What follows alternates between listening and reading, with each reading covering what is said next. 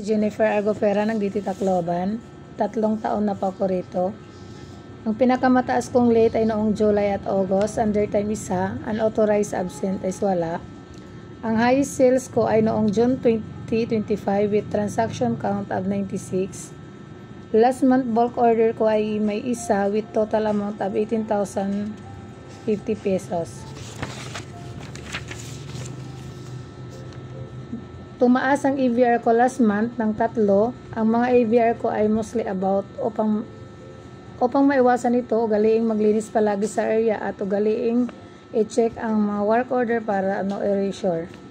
May IR pending ako na 2, overdue ko dito ay 2, magagawa ko ito ngayong araw, September 27, 2025. Sales demo ko ay may 0, good 0, passable 0, fail 2.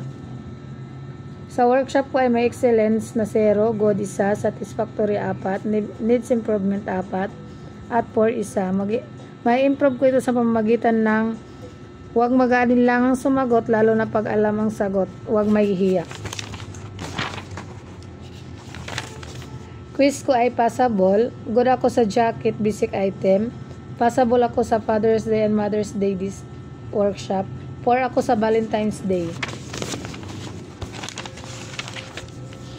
Sa coworker review ko ay may average na 2.70, good 8, passable 2, 4 0. Ma-improve ko ito sa mamamagitan ng ipagpatuloy lang ang pagiging open sa isa't isa.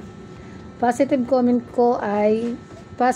sa akin ay masayang kasama, maayos sa workplace, disiplinado, focus sa trabaho. Negative comment sa akin ay maagang umuwi.